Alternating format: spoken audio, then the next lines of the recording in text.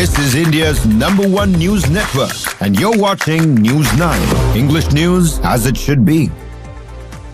Hello and welcome. You are watching News9, and of course shocking news which has sent shockwaves through the country, coming in from yesterday all through the night and early morning today. The dastardly terror attack in Pahalgam on innocent civilians has left the nation in shock. We will try and discuss on the show today who could be behind this attack and what are the potential options that India has to overcome this loss of lives. You are watching Morning Brief at 9. We will bring you this special coverage today on the show.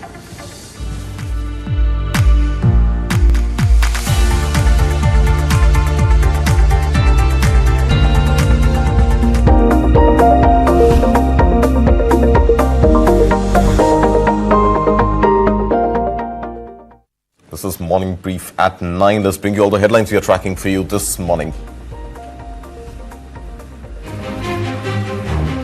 Prime Minister Modi cuts short his trip to Saudi Arabia, returns back to India, holds a high-level meeting with National Security Advisor Ajit Doval and Minister of External Affairs S. Jaishankar at the airport itself.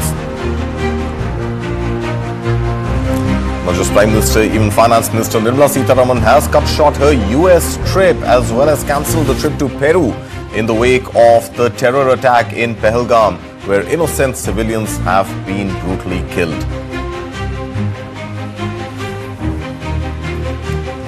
Global leaders take to social media and condemn the horrible terror attack on innocent Indian tourists.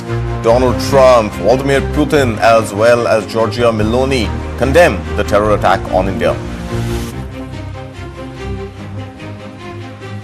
Meanwhile, Air India has said it will operate 2 special flights from Srinagar to Delhi as well as to Mumbai in wake of all the action by way of the terror attack in Pahalgam. In other corporate news that we're tracking for you, the Enforcement Directorate may probe a connection between Gensol under the anti-money laundering law. Some connection potentially with the Mahadev betting scam alleged.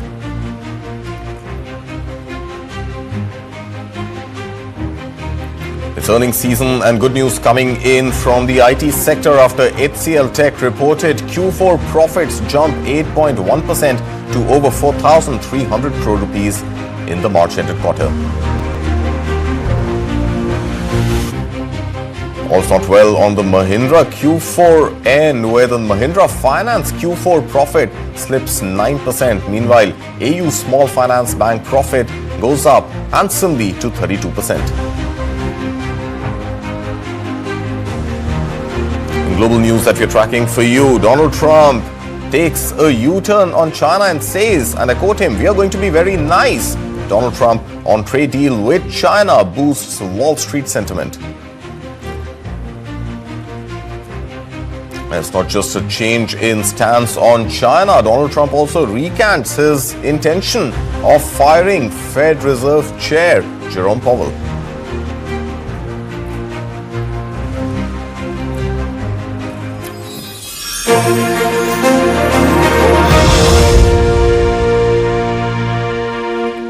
The Pahalgam terror attack is the big story that we have been tracking since yesterday evening, and we will be bringing you this rolling coverage all day today as well. Meanwhile, beginning with the latest, Prime Minister Narendra Modi has returned to India, cutting short his visit to Saudi Arabia. He has held a high-level meeting with National Security Advisor Ajit Doval as well as External Affairs Minister S. Jaishankar this morning at the airport itself to discuss the situation following the terror attack in Pahalgam. Foreign Secretary Vikram Misri was also part of this meeting. Now remember, terrorists struck a prime tourist location of Pahalgam in South Kashmir yesterday, killing non-Muslim tourists in cold blood. The dead included even 2 foreigners from UAE as well as Nepal. Now, Home Minister Amit Shah had rushed to Jammu and Kashmir last night to spearhead the security measures following the most gruesome recent terror attack targeting tourists in the valley. Prime Minister Narendra Modi has called the attack a heinous act, vowing those behind it will be spared. The evil agenda of terrorists, he says, will never succeed. Meanwhile, Union Home Minister Amit Shah has also condemned the massacre, calling it a dastardly act. He said those responsible will face the harshest consequences. Jammu and Kashmir Chief Minister Umar Abdullah called it the worst civilian attack in years. These terrorists are not humans, they're animals. Adding, this is much larger than anything ever seen before. Meanwhile, Finance Minister Nirmala Sitharaman is also returning to India, cutting short her 11-day visit to US and Peru. Now, following the terror attack in Pahalgam, Finance Minister Nirmala Sitharaman will depart for India at the earliest, according to an official statement this morning by the Ministry of Finance on Twitter. Union Minister for Finance and Corporate Affairs, Srimati Nirmala Sitharaman, will be cutting short her official visit to USA and Peru. She is taking the earliest available flight back to India and will be with our people in this difficult and tragic time. This is the tweet on X by the Finance Ministry. Now remember, the terrorists had opened fire at a famed meadow near Kashmir's Pahalgam town yesterday. Most of those killed were tourists. The terror attack sent shockwaves in the country and drew widespread condemnation and outrage. Let's look at also what global leaders are saying at this moment about this terror attack on Indian soil. Let's begin first with the President of United States, Donald Trump, who has condemned the attack. Donald Trump also spoke to Prime Minister Modi on the phone and also posted on social media that the United States stands strong with India against terrorism. He offered Prime Minister Modi and the people of India his full support and deepest sympathies. Well, it's not just Donald Trump. The sympathies are coming from across the world. Russian President Vladimir Putin called it a brutal crime that has no justification whatsoever. He said that organizers and perpetrators should face the deserved punishment while offering sympathies to the Indian people. Well, that is Vladimir Putin, but Prime Minister of Italy, Giorgia Meloni, also took on to X and said that Italy expresses its closeness to the families in India affected, the injured, as well as the government and all the people here in India. Meanwhile, EU Commissioner Ursula von der Leyen called it a wild terror attack and said that Europe will stand strong with India in this ordeal. US Vice President J.D. Vance, who is still in India, has called it a horrific attack and said that over the past few days, he and his wife Usha have been overcome with the beauty of India. Well, let's get in some latest news this morning. Joining me first on the show is my colleague Deepak Badana from the newsroom. Deepak Badana, we still don't really know officially if any unit, any wing has taken the responsibility behind this attack. But then, of course, there were these reports which you checked were not authentic. But yet there are reports that the resistance front could have been potentially behind this attack. Tell us what you know about the resistance front so far. Good morning, Karthik. So let's come first to the statement. Now there's a statement by the resistance front which is doing the rounds presently. However, it doesn't seem to be authentic because it departs from the kind of style and language that they generally use insofar as the term and terminology used by these groups. However, sources are saying that the resistance group may be one of the responsible for this. The resistance group is in fact a proxy for the Lashkar-e-Taiba. It was formed in 2019, right around the time Article 370 was revoked, and you may recall that this was the time when Pakistan was facing a lot of heat due to the FATF grey list. Now, this was the time where these proxies or these terrorist groups came up with a strategy. What they would do is they would rename themselves under seemingly, less than harmful names such as the Resistance Front, and this was an attempt to hide the true nature of these organizations. So they would therefore try to give this militancy a secular face and at the same time create a sort of plausible deniability for Pakistan, so that none of their actions could be linked to the LAT and by that account the Jamaat al-Dawa, which is presently headed by Hafiz Saeed, based in Pakistan. Now TRF has traditionally always targeted soldiers and security personnel. However, in its desperation, it has gone after civilians as well. And in this attack, which is the largest ever in decades, they've gone after tourists, particularly the last such attack was actually last year. That was also rare because at that point they had attacked pilgrims who were going to the Amarnath pilgrimage. Right. Furthermore, It's presently headed by Sheikh Sajjad Gul, who is TRF's top commander. He again is based out of Pakistan, from where he directs these operations, and from there he receives the backing of the Pakistani deep state. Lastly, this organization was banned in January 2023. NIA had since placed a bounty on Sajjad Gul. All right, Deepak, stay with us. We will bring you back into this discussion. I also have Major General Asthana joining me this morning. I will come to Major General Asthana in just a bit. But before that, in a powerful display of resilience and unity, people from various organized candlelight protests to show sympathy for the tourists targeted in the Pahalgam area of the Anantnag district yesterday. Now, locals in Pahalgam came together for a peaceful march expressing solidarity with the victims and sending a global message of peace. The march, which included youth, shopkeepers, poniwalas and hotel owners, started in the town square with participants carrying candles and placards reading, "We stand for peace and tourists are our guests." The procession moved through the main market, ending in the Lidder River, where a moment of silence was held for the victims. Let's cut across now to Major General Asthana, who's with us on this broadcast. Major General Asthana, tourism is something that the people of Jammu and Kashmir were hoping, as Article 370 was revoked, that this is something that is going to pick up and is going to serve as a source of employment and livelihood to the terror-impacted valley area. Well, those dreams seem shattered now, and despite that, we have candlelight protests where peace is something that the people of Jammu and Kashmir are hoping for. Is peace ever going to be a solution in Jammu and Kashmir? See, this attack is a direct attack on the livelihood of the people of Kashmir, and therefore the response also, the way you see, is coming up because nobody would like their livelihood to be taken away, and certainly peace is necessary and is required.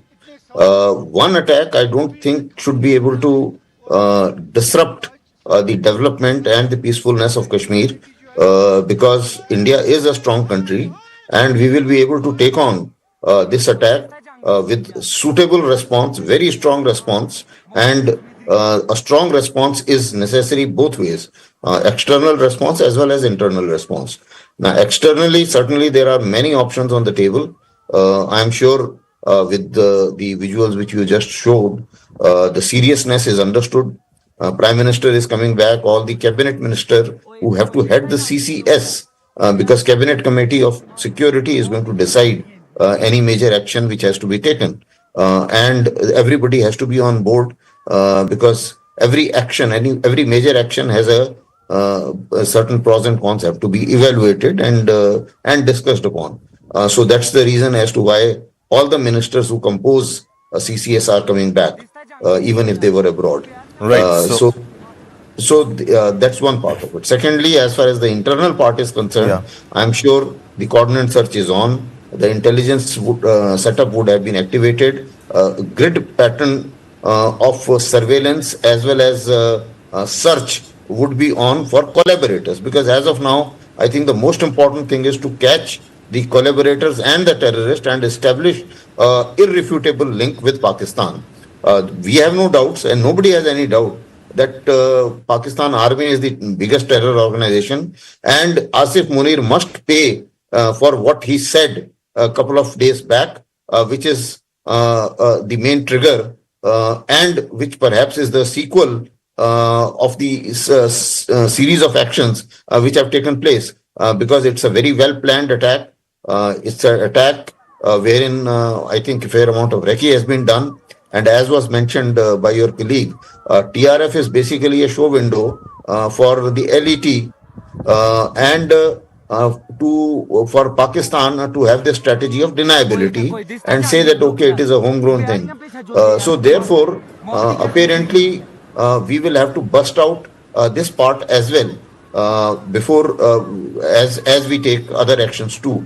Also, in this particular case, I think the international opinion is already in our favor. That's right. Whatever action we take, apparently, I don't think there will be any hues and cries, even if we go whole hog to punish Pakistan and to punish the actual terrorist, which in my opinion is the Pakistan military, and all others are operators. Right. That's what I visualize. Right. General Asthana, I'm sure, by way of your long service, long career in the Indian Army, you would have had multiple postings in the Kashmir Valley, and Pahalgam would be a spot that you would have seen a number of times. Now, help us understand for our audience here that while, of course, nobody doubts that there is going to be a link which will sooner or later be established with Pakistan, but at some level, is this also a lapse on account of our own internal intelligence? Certainly, there is much to be desired as far as the intelligence is concerned, for the simple reason because there were a couple of indicators. We call it as battle indicators or indicators for a major action.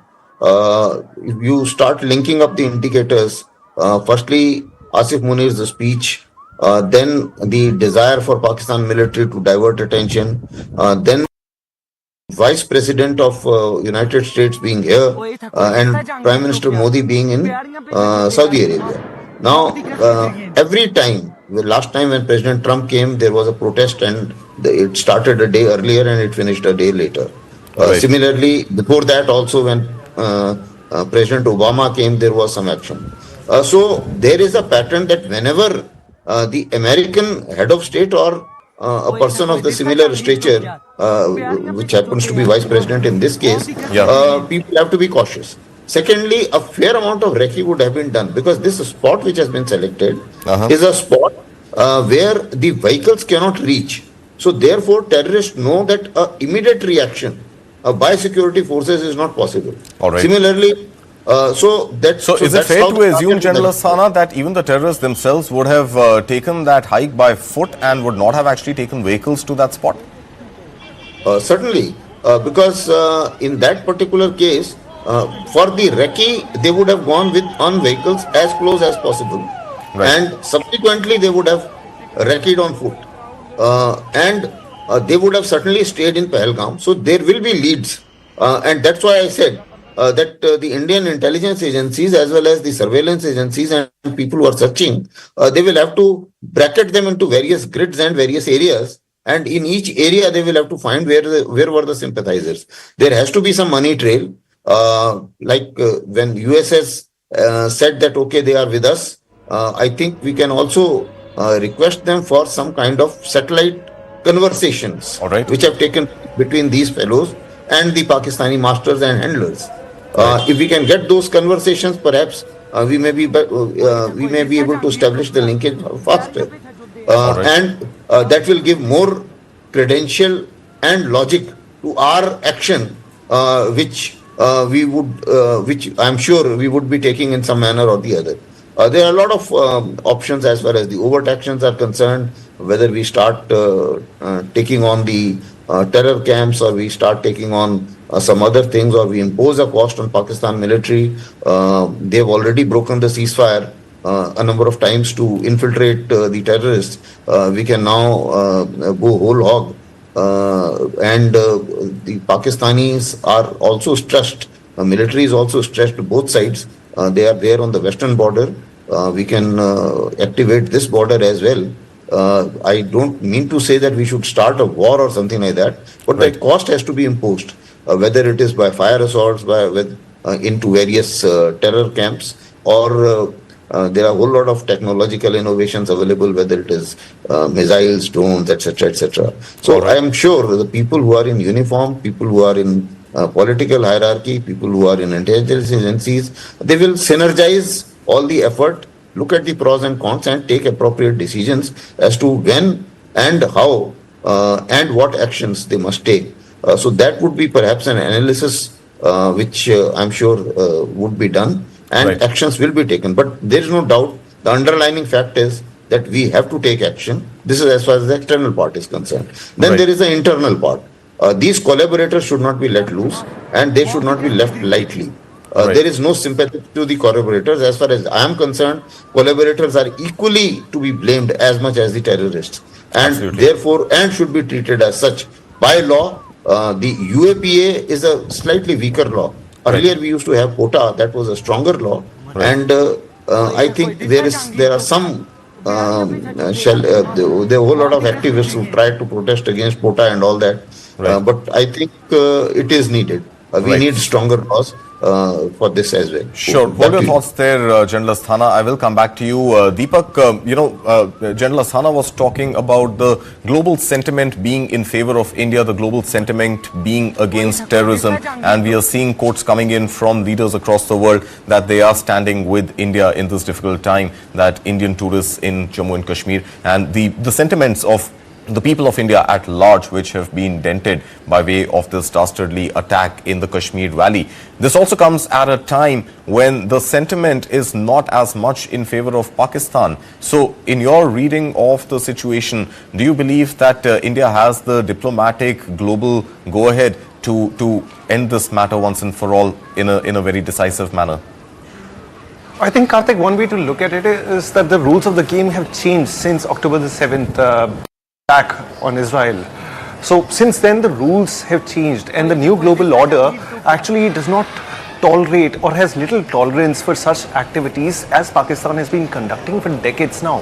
Furthermore, let's look at Pakistan's situation. This is a country that is, coming apart at its seams. It has problems in virtually every single state of the country today. But so as to divert attention, we must understand that the only reason deter for the Pakistan army is the supposed threat to India. And India is the bugbear with which it seeks to unite all the differing and often bickering factions in the Pakistani state. So in the last few months, you've seen General Munir, steadily raking up his rhetoric.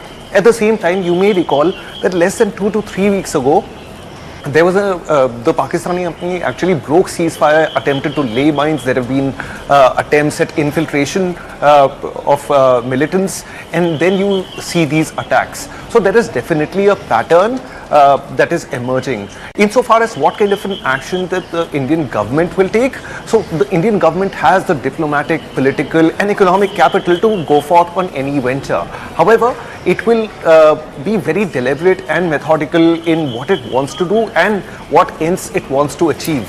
While I discount the possibility of a whole war, there will definitely be some sort of punishment. And the fact is that the Pakistanis seem to be expecting it. There are reports that Pakistani air bases have been activated and they are in general expecting a response. But we must also understand that that may be perhaps what the Pakistan army wants, because that will bring it into the limelight once again for good reasons. Absolutely. Maybe for good reasons, maybe not. But General Asthana, that's a valid point. If Pakistan, despite the fact that it may be on some level of preparedness, at the end of the day, Pakistan is going to deny it. Like Pakistan denied the attack in Pulwama, like Pakistan denied having any reason to believe that it was pretty much responsible for the hideouts in Balakot. And all the surgical strikes, the two of them, that one the Indian Army did, the other that Indian Air Force did in Balakot, seemed to still find some resistance from Pakistan, saying that Pakistan was not harboring these terrorists. So Pakistan is going to stay in a state of denial. How does India overcome that? See, Pakistan's denial doesn't matter because we don't have to convince Pakistan that you did it. We have to convince the other communities, we have to convince the rest of the world that they did it before we take on Pakistan head on. So basically, whatever Pakistan army says or Pakistan says, I don't think that will change the course of action. But certainly we need to establish the link between the terrorist and the Pakistani handlers for the consumption of the international audience. And that will give us a fair amount of justification to do what we intend to do. So that's one part of it. Is it likely? What is the likelihood, General Asthana, of what we could potentially intend to do? You were saying a full-fledged war may not be on the table. Deepak Badana, my colleague, also said that he's not expecting a full-fledged war. And I doubt any side wants a full-fledged war. It is a drain on the economy. It is a drain on human lives and the lives of soldiers. But we've seen that surgical strikes in the past have not really, deterred Pakistan beyond, let's say, a period of 5 years before terrorism raises its ugly head again. There is no doubt. See, one surgical strike is not good enough. You require to do so many other things as well. So one surgical strike did deter them for some time. It's not that no major attack took place after surgical strike for some time. But then subsequently, people do get emboldened and impatient in Pakistan military to do something big and take a chance. So basically, they have taken a chance that let's see how Pakistan, Indian Army or India reacts. So as far as the actions are concerned, it will have to be from all angles. One is the Pakistani action which we are talking about. The second is the internal action which I am very much concerned because, like it or not, let's be quite objective about it. The attack has taken place in our territory. It cannot happen without the collaborators. These collaborators need to be eliminated and punished well and proper. And it has to be a demonstrative punishment so that others also think 100 times before collaborating with the terrorist. And it has hit the livelihood of Kashmir. And I'm sure the Kashmiri people also now need to wake up and see that these terrorists cannot be your friend by any stretch of imagination. And as far as the religious part is concerned,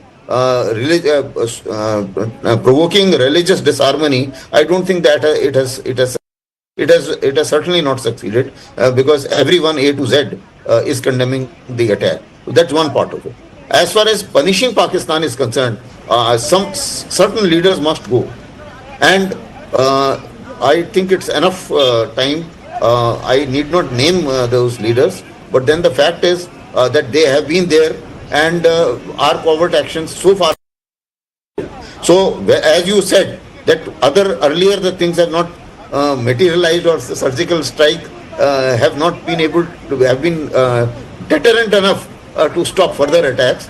I am sure all these terror groups, their leaders have no right to exist, and wherever they are anywhere in the country, I think the Indian agencies must get after them and must get them eliminated. We need to look at various other options like the case of pagers that anybody which Israelis did. So now we have a whole lot of lessons learned from what others have done, and a lot of it can be replicated by us as well because we are also a technologically advanced country. We have a fair amount of technologies, and all those who have mastered that technology, they are also on our side. I am sure some kind of expertise can be utilized from whatever Israelis did and whatever others did. So I think it has to be step further. It can't happen that okay, Hafiz Saeed is or likes of Hafiz Saeed or Maulana Masood Azhar are still beyond reach. So we will have to increase our reach if that be the case. So anybody like Americans, what they are doing, whenever as far as ISI is concerned, they know that they have to sort out ISIs. Whoever is the leader who comes up, they knock off the leader straight away. And they continue to do so. I think we will also have to adopt policies of this kind, that it has to be repeated attacks. The moment any terror group which is coming up against us, similarly like TRS, everybody associated with TRS, wherever he is, he should be knocked off. That is the kind of response which is required. So this is the response plus which I am talking about. Certainly, I am not a warmonger, and I certainly don't subscribe to the idea that we should go for an all-out war for reasons which are not sufficient enough for a war, because war has got a cost, internal cost, and that will at least that will put Pakistan military into a stronger position, right. Because they will be able to tell their people that okay, I am the person who is the protectorate of the country, and therefore you please follow and give me all the levers of power. Now that is something which we don't want to happen. Right, absolutely. Well, I'll bring back Deepak Badana into this conversation. Deepak, I want to understand from you and from your reporting that you've done from from the Indian Armed Forces and the technology which is available, because General Asthana was talking about technology. Is the Indian setup using technology to its hilt, whether we are talking about cyber security, whether we are talking about drones, or any other advanced technology that General Asthana was referring to? Do you believe that we are actually deploying technology to the hilt, and hence perhaps we can have a stronger response going ahead? Definitely, Karthik. See, the pace at which technology is being incorporated into our ops today is increasing by the day. But we still have a long way to go. We must understand that we have one of the largest militaries in the world, and equipping the entire force with state-of-the-art technology will take some amount of time.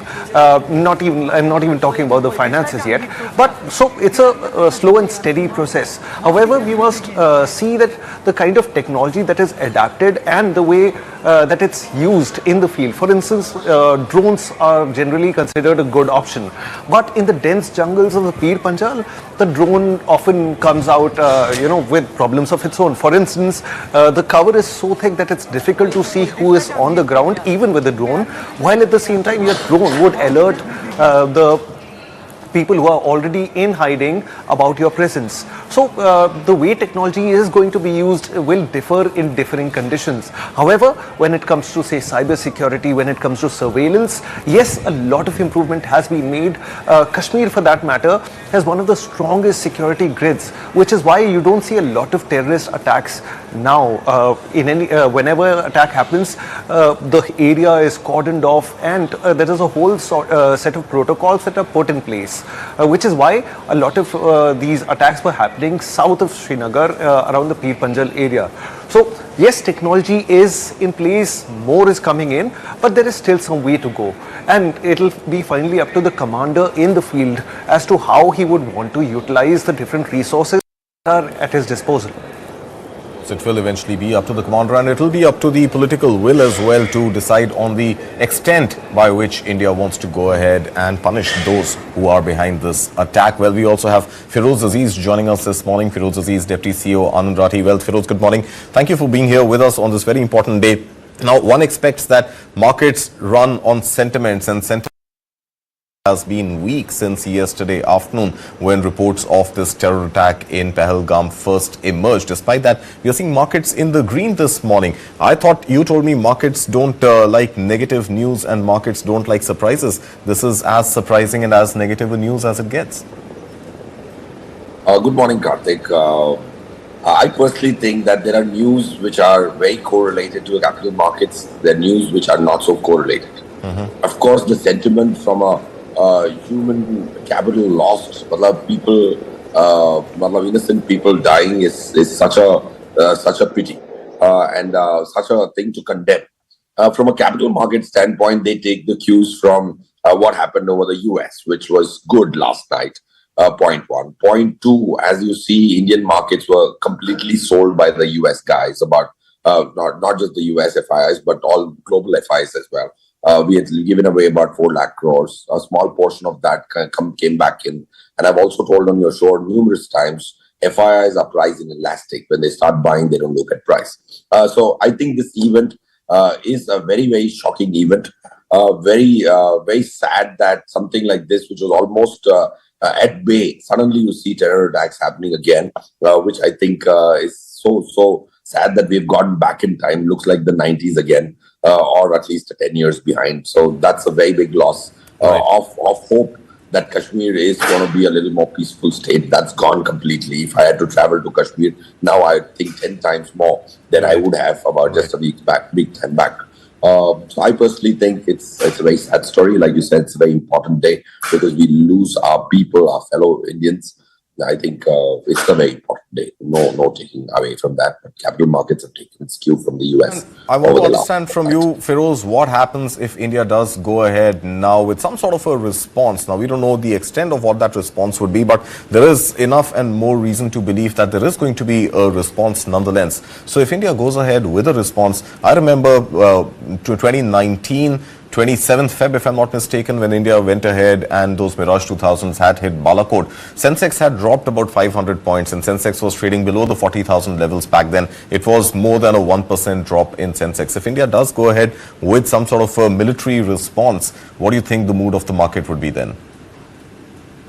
I think that, yes, the mood of the market will get dampened if there is some degree of progress on that side. But I think about 5, 10, 12 years back when when things had happened. That time it was Pakistan was on a different footing. Now I think it's at a significantly weaker footing than it used to be. So I think that's why if you're fighting China, it's a different story. If you're fighting Pakistan today, vis-a-vis 15 years back, I think it's no more clash of the titans. So I personally think that that's why I don't think the markets will react as much. If you're fighting a tariff war with the US, you will have a larger capital market impact than an actual war, which I hope we give a strong response, but hope there's not more civilians lost or even Indian army personnel lost in the war. Absolutely, that would be the hope. But tell me also, Feroz, are terror attacks adding to the risk of investing in India, and is that something which is going to impact foreign flows coming into the country? Isolated instances of predictable nature, because that's happening in Kashmir. If there was a terror attack in Mumbai, which would be reasonably unique, I think that will have an impact. Anything which you would always have had Kashmir as a problem area when it comes to terror attacks, something like that happening there is not as unexpected. But of course, the scale at which it has happened is definitely unexpected.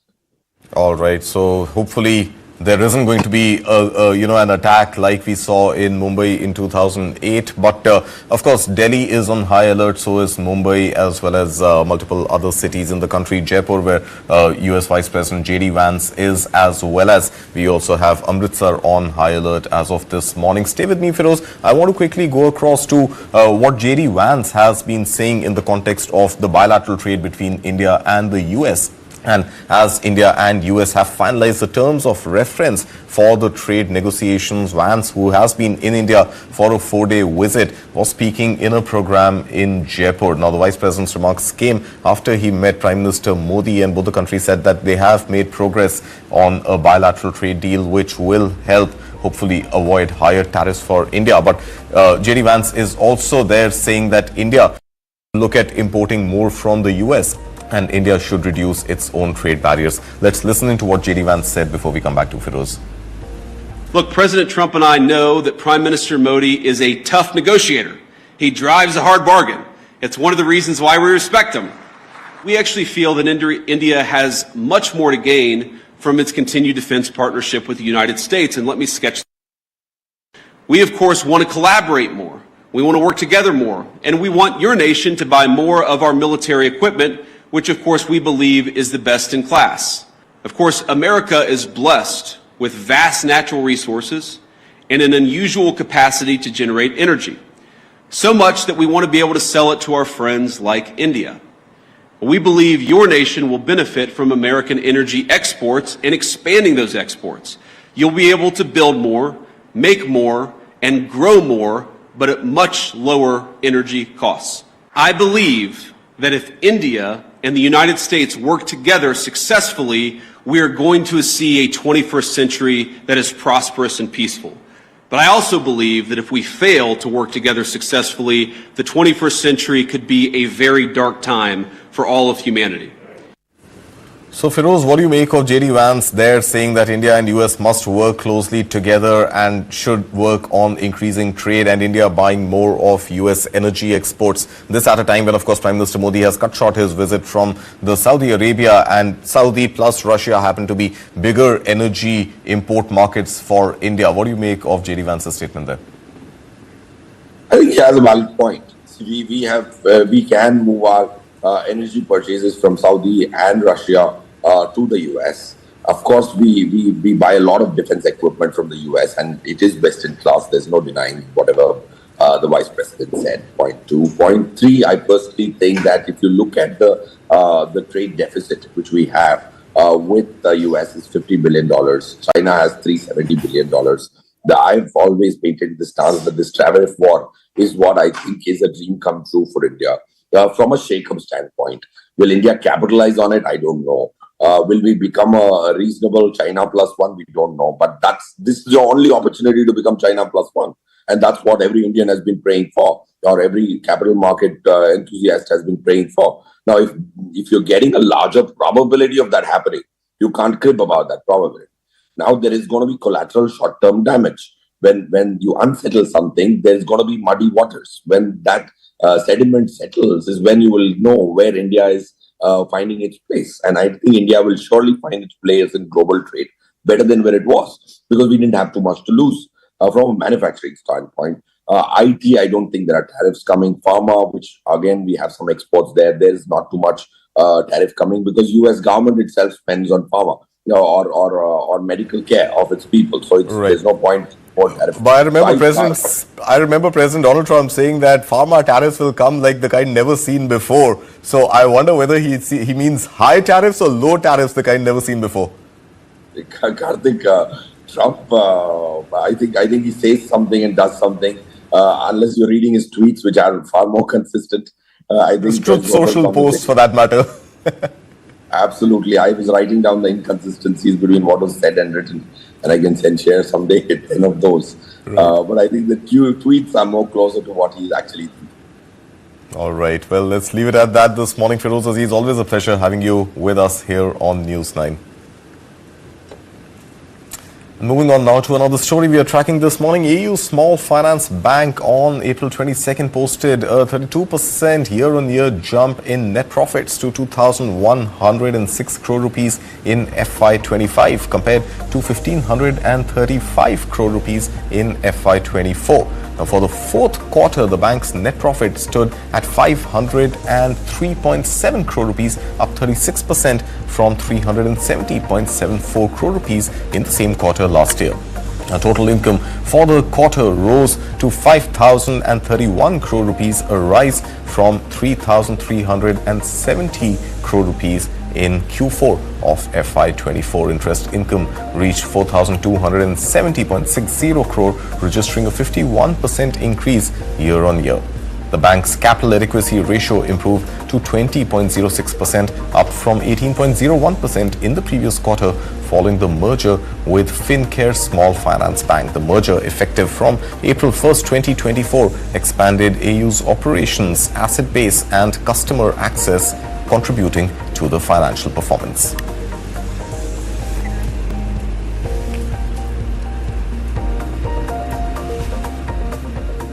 We will slip into a short break, but before that, let's look at the global stories we're tracking for you this Wednesday morning.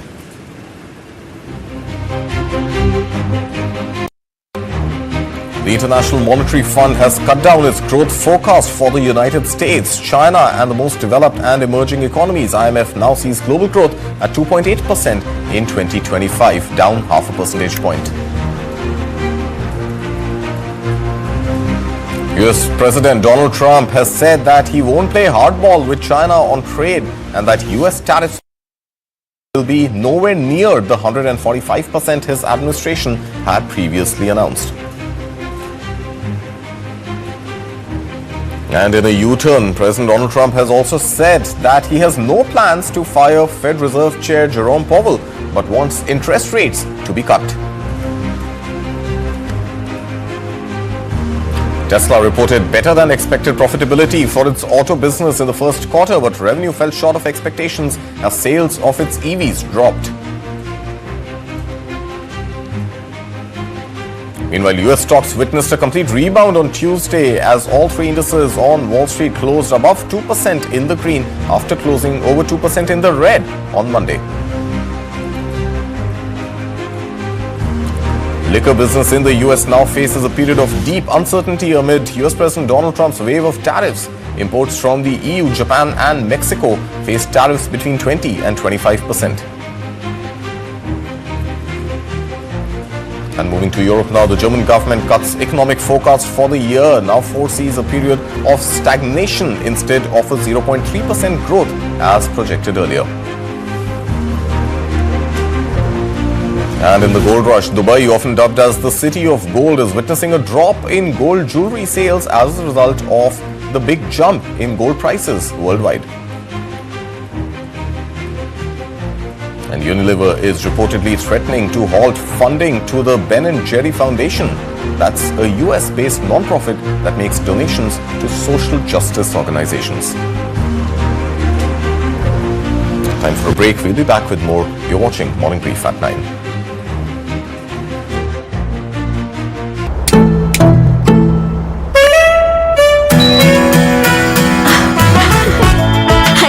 expert living. I need my carrier.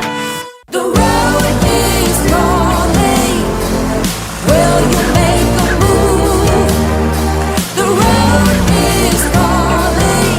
You've got nothing to lose. Beyond better. The new Tiguan R-Line. Volkswagen. NEWS9 Corporate Badminton Championships in collaboration with Pullela Gopichand Badminton Foundation is here for all of you to experience the passion and network.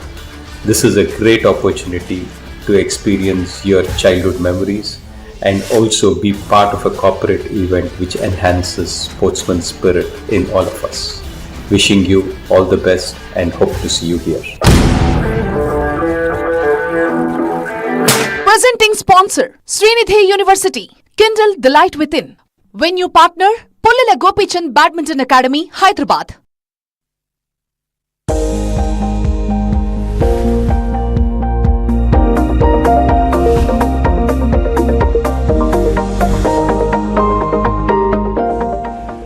Welcome back. The International Monetary Fund or IMF has cut down its growth forecast for emerging as well as developing economies and also the global growth outlook for the world, which now stands at just 2.8% for the year 2025. Here's more in this report. The International Monetary Fund slashed its global growth forecast Tuesday because of the impact of U.S. President Donald Trump's tariffs, saying they will hurt the economy of the United States, China, and most other countries. Pierre-Olivier Gorinches is the IMF's chief economist. Well, what we're seeing, of course, is a very significant impact of the new trade tensions between the U.S. and a number of other countries. We've seen a flurry of tariff announcements since the end of January with countermeasures from some countries. And all of that is very heavily coloring our outlook for this year and next year. The IMF.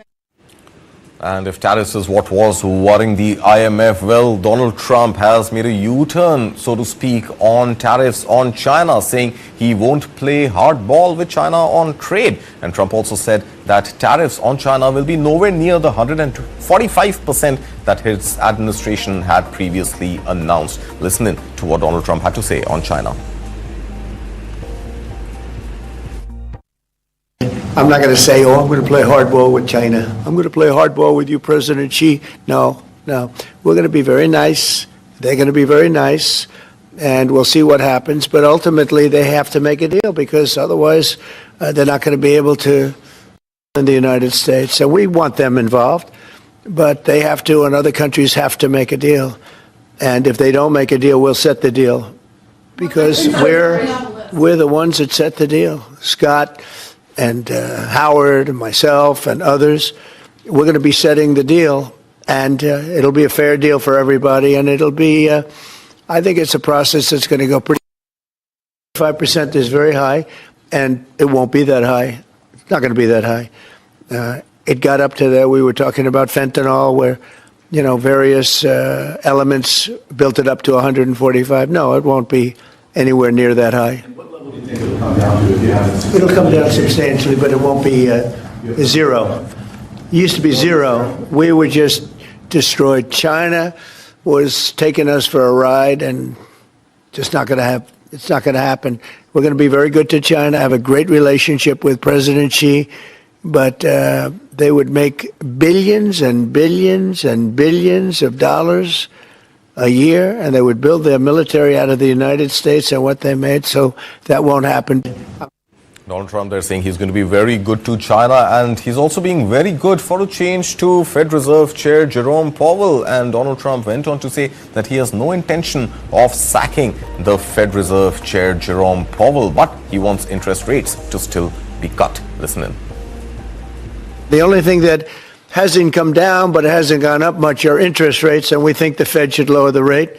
We think that it's a perfect time to lower the rate, and would like to see our chairman be early or on time, as opposed to late. Late's not good. The press runs away with things. No, I have no intention of firing him. I would like to see him be a little more active in terms of his idea to lower interest rates. This is a perfect time to lower interest rates. If he doesn't, is it the end? No, it's not. But it would be good timing. It could have taken place earlier. But no, I have no intention to fire him. Well, Trump has no intentions on firing Fed Chair Jerome Powell, but we have an intention of taking a short break. We will be back with more stories. You're watching News 9.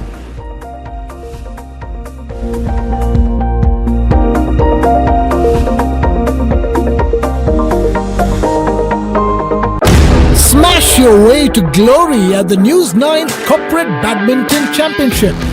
Get ready for the ultimate badminton showdown. NEWS9 presents the biggest corporate championship, a battle of skill, speed and supremacy. Cash prize of 6 lakh rupees across categories.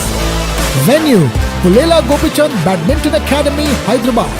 Dates, May 9th to May 11th. A chance to showcase your talent and make a mark. The court is set. Are you ready? Register now. Presenting sponsor, Srinidhi University. Kindle the light within. Venue partner, POWELL Gopichand Badminton Academy, Hyderabad. Coffee?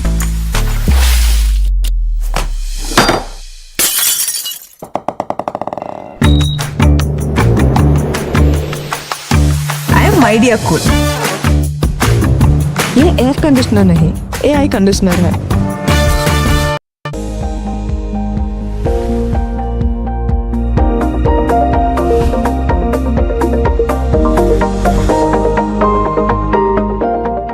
You're watching Morning Brief at 9. Let's move on to the news coming in from Tesla, which has reported better than expected profitability for its auto business in the first quarter of 2025. It has, however, fallen short of expectations when it comes to revenue, owing to a drop in its electric vehicle sales. Take a look.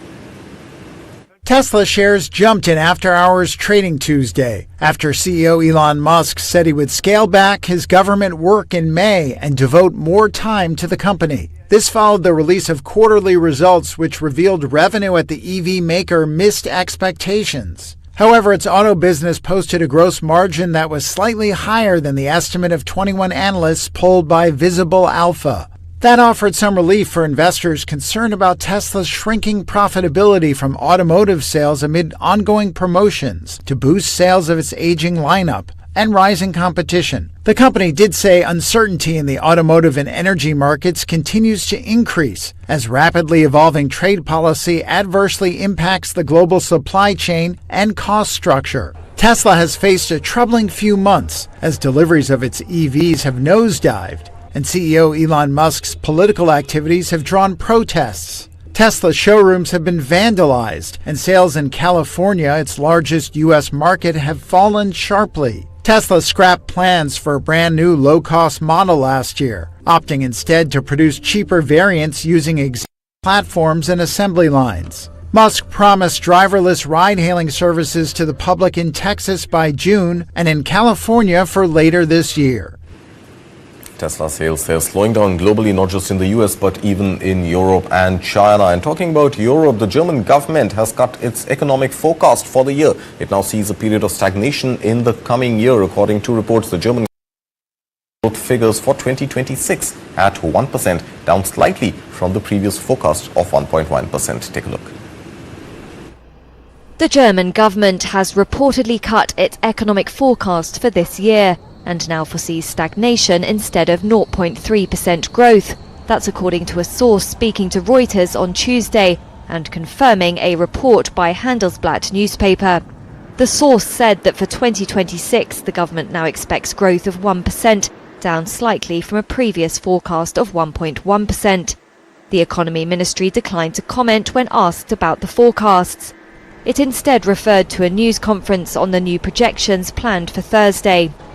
Germany was the only G7 economy that failed to grow for at least 2 years, and the tariffs announced by President Trump could put it on track for a third year without growth for the first time in history. Handelsblatt reported that the uncertainty about how Europe's largest economy will develop in light of the tariffs served as the groundwork for the new forecast. The source said that exports are expected to fall by 2.2% this year, following a 1.1% decline in 2024. They added that next year exports are expected to rise by 1.3%. US tariffs on steel, aluminum and cars are all expected to impact Germany. And finally, we'll end the show with perhaps a story that could make it to the next volume of Freakonomics, because when gold prices rose by as much as 27% in this calendar year alone, demand for gold jewelry in the city of gold, Dubai, has fallen by around 13%. Figure out why in this story. We leave you with that. In the bustling gold souk in Dubai, dubbed the City of Gold, 22-carat gold jewellery is a traditional favourite. It's bought for weddings, religious celebrations and as a family investment. Yet with bullion prices hitting record highs above $3,500 an ounce, there are signs of change. Shoppers like Lalita Dave are looking at alternatives. Nowadays gold is very expensive, so it is a little bit tough to afford. So I think it's better to go with diamonds. It is more affordable than golds. While US tariffs have added fire to already hot demand for gold as an investment, the impact is different for gold jewellery. Fahad Khan is a sales representative. You can see the footfall. There is a lot footfall, but prices are going higher. That's why most of the customers are thinking too much before buying gold. But there are weddings going on, proposals, a lot of things. So people buy diamonds. They're into diamonds. But definitely diamond you will buy with gold. So without gold, diamond is nothing. Dubai has been a magnet for gold buyers for at least 80 years. It started with Iranian and Indian traders, both cultures sharing a tradition of 22-carat jewellery for adornment and investment. Yet as gold prices rose 27% last year, demand for gold jewellery in the UAE fell by around 13%. It outpaced an 11% drop globally, according to the WGC. The council says jewellery demand could face further pressure across key regions this year if gold prices remain elevated or volatile.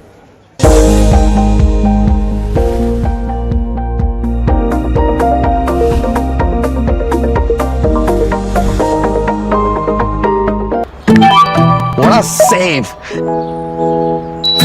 What a save! I need expert savings. I need my carrier. NEWS9 Corporate Badminton Championships, in collaboration with Pullala Gopichand Badminton Foundation, is here